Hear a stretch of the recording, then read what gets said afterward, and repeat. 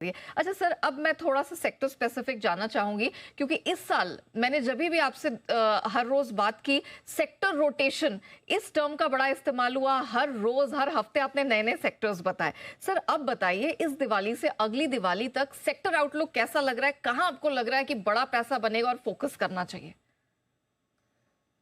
तो नेहा, मैं आपको बताऊं कि इस बार जो थीम मैं आपको दूंगा आप थोड़ी सी चौंक जाएंगी, क्योंकि आपको याद होगा 1 जनवरी को जब हमने शो किया था मैंने थीम यही दी थी कि इस बार कच्चे तेल की गिरावट से जिन सेक्टर्स को फायदा होगा वो शेयर बहुत चलेंगे। पूरे साल भर में मार्केट में पैसा बना नहीं, लेकिन आप देखिए कोई तेल कंपनियां, कोई पेंट कंपनियां, कोई एविएशन कंपनियों ने दमदार पैसा बना कर दिया शुरुआती 7-8 महीनों में।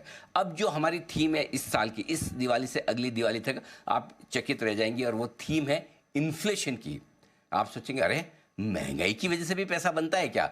आमतौर पर आप और हम सब चाहते हैं कि महंगाई घटे, राइट, और ब्याज दरें काबू में रहे, कंट्रोल में रहे, तब जाके अच्छा है। बिल्कुल अच्छा है, लेकिन इस वक्त जब 8 साल के निचले स्तरों पर आपकी 1.5% के आसपास की महंगाई है, ब्याज दरें घटी हुई है, तो अब उन सेक्टर्स को सबसे बड़ा बेनिफिट होगा जिनको महंगाई बढ़ने से फायदा होता है। रिफ्लेशन जिसे कहते हैं, इन्फ्लेशन कम होने के बाद, घट जाने के बाद, बॉटम पर आ जाने के बाद जब इन्फ्लेशन में फिर से बढ़त आने लगती है।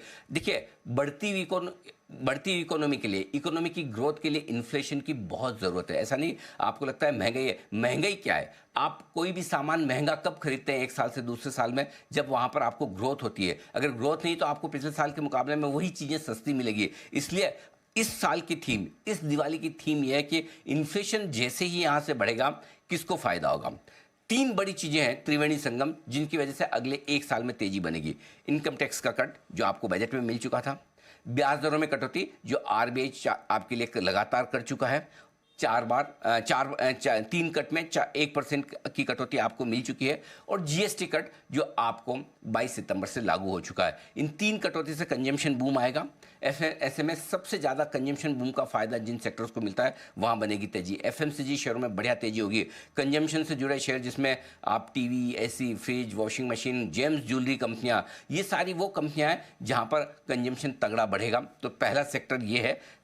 एक से ज़्यादा सेक्टर हो गए वैसे तो, एफएमसीजी और कंजम्पशन से जुड़े सेक्टर आपको बढ़िया पैसा बना कर देंगे।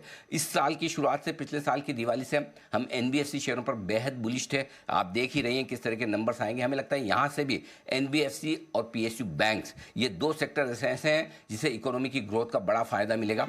यहाँ पर बढ़िया कमाई होगी। ट्रेड डील लटकी हुई है, कभी न कभी तो होगी। जब भी होगी सबसे बढ़िया सेक्टर उस दिन और वहाँ से नो डाउट आपको इन्वेस्ट पहला करना पड़ेगा, वो होगा टेक्सटाइल। टेक्सटाइल में बड़ी तेजी की उम्मीद हम लेकर चल रहे हैं। पिछली दिवाली पर भी थी, लेकिन ऑफ कोर्स थोड़ा सा ट्रेड डील की वजह से ये सेक्टर अटक गया, लेकिन हमें लगता है कि ये सेक्टर बड़ा कमाल करने को तैयार है।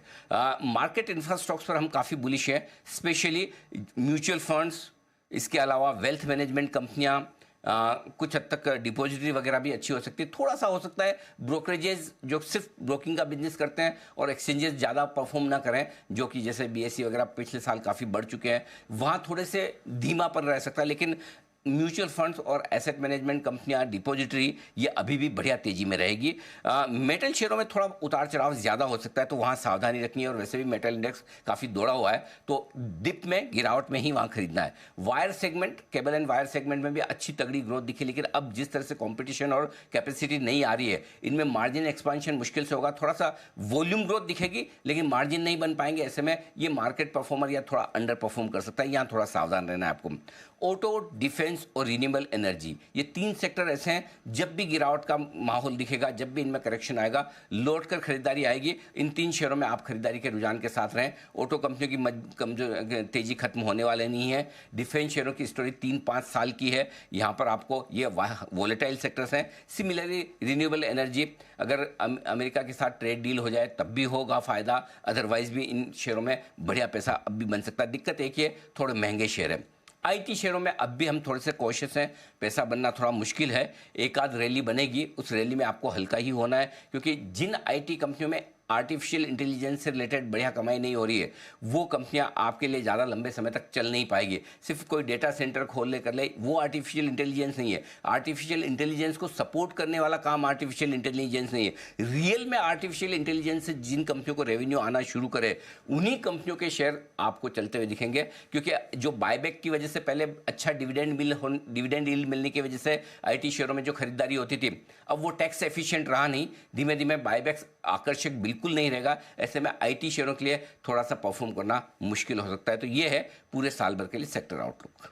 वाह, कितने सारे सेक्टर्स और कमाई के बेहतरीन मौके। अब बहाना नहीं बना सकते कि यहाँ पैसा नहीं बना या मार्केट्स ने पैसा बनाने का मौका नहीं मिला, क्योंकि बहुत सारी थीम भले ही एक है लेकिन सेक्टर्स कई सारे। अच्छा सर, थोड़ा